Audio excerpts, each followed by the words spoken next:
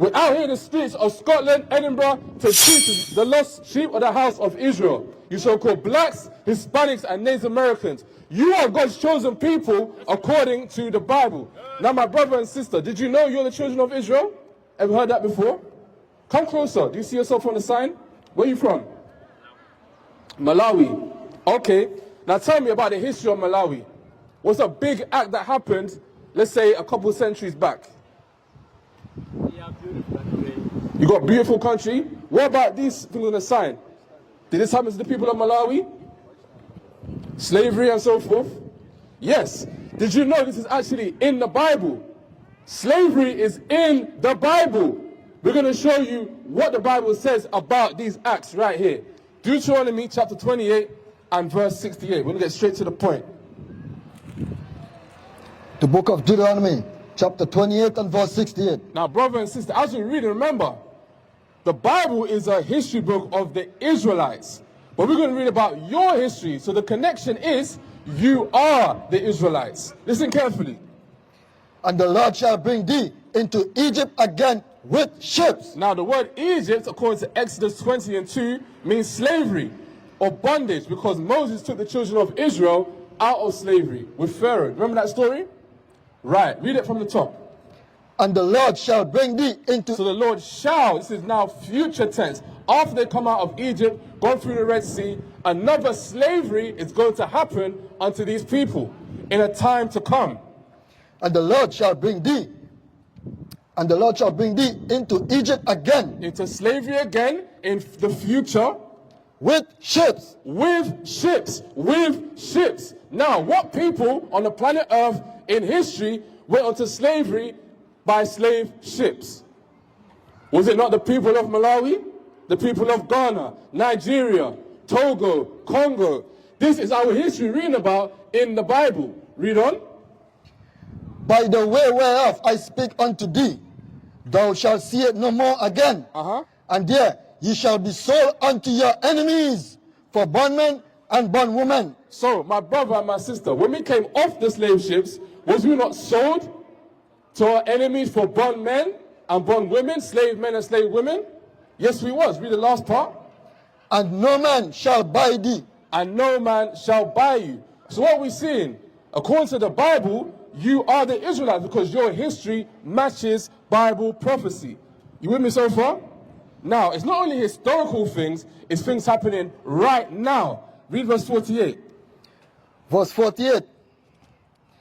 Therefore shalt thou serve thy enemies which the Lord shall send against thee, in hunger and in thirst and in nakedness and in want of all things. So it's saying, we'll be serving our enemies for hunger. That's talking about food. First, talking about water. Who do you pay your water bill to? Is it someone that looks like you? Is it of your people? Question. No, it's probably a Scottish man, right? A European. It mentioned hunger. Look at the shops around us. Iceland. All these different shops. Asda. Tesco's. Is it owned by our people?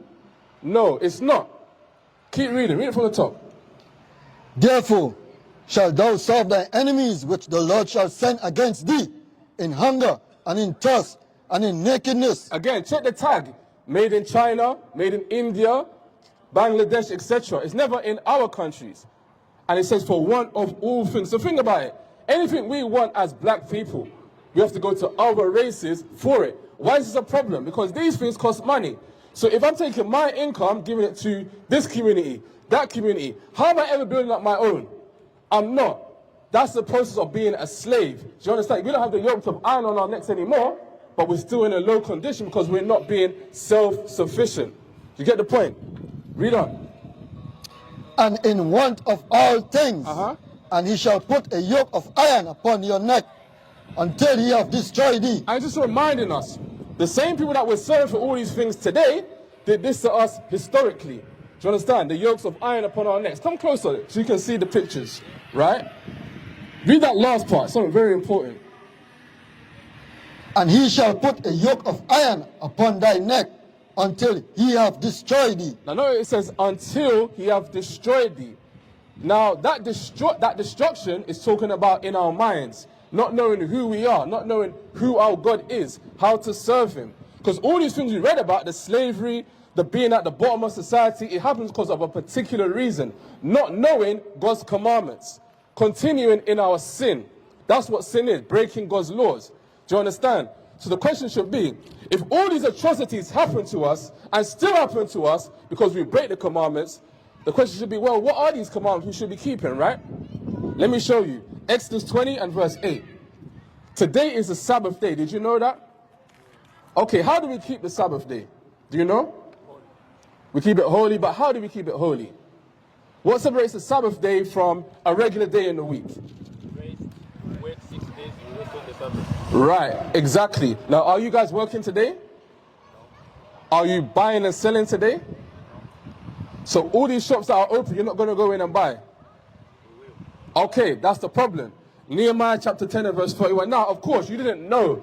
That's why we're out here to show you what the Bible is saying. Because if you buy and sell on the Sabbath, it's a sin according to the Bible. Do you understand? So remember, we are destroyed because of sin. So you need to know what the commandments are so you don't break them and commit sin. Right? You following? Cool. The book of Nehemiah, chapter 10 and verse 31.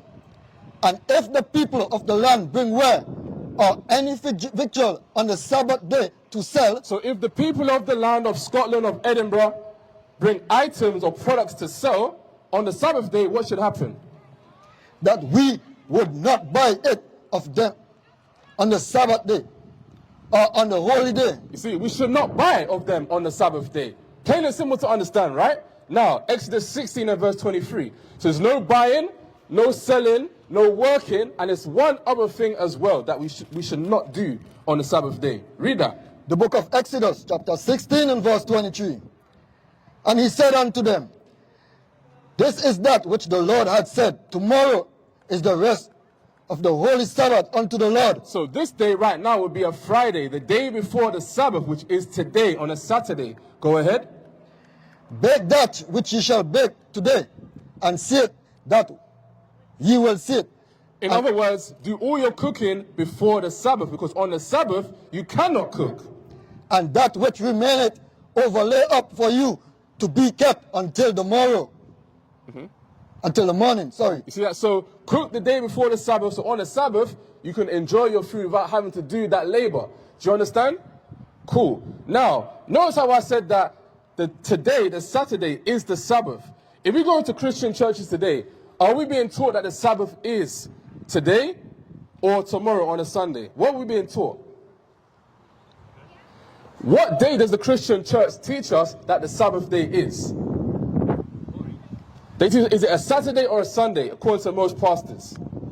They will say Sunday, right? That's not biblical. Something else that's not biblical is this image right here. Let me prove that to you. Revelation chapter 1. So the problem is we're in these false identities, these false churches, religions and so forth, being led astray. When we're taught lies, that's why this oppression continues.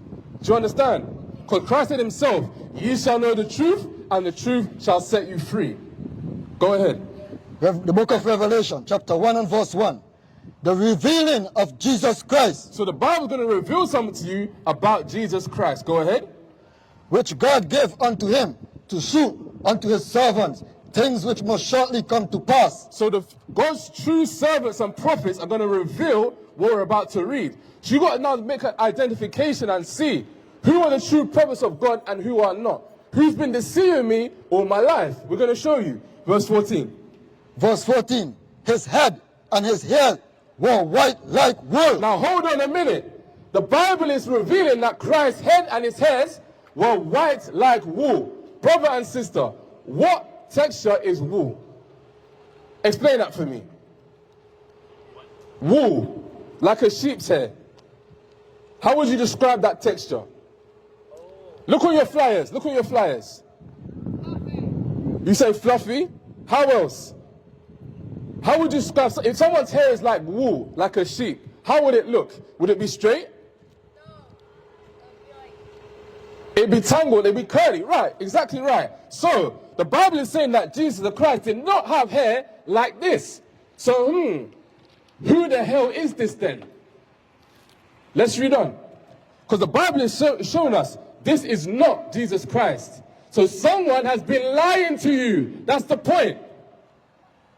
As white as snow, and his eyes were as a flame of fire, and his feet like unto fine brass. You see that now? If we all take off, look at this man's feet over here. It's the same color as his legs, his arms, his face. So if Christ has the complexion as of brass, what color is brass? Who knows? Anybody know what color is brass? Go ahead. It's brown, 100% correct. But what complexion, what tone of brown? As if they burn in a furnace. As if they what? As if they burn in a furnace. If you burn any color, it's only going to be one result. Black, black, black. So the Bible is saying Jesus the Christ was a black man, according to the Bible. So again, brother and sister, someone's been lying to you. Are you starting to see it now? So they lied to you about the image, they've also lied to you about the message. That's the point. Let me show you something. What is a nation? Nation is family.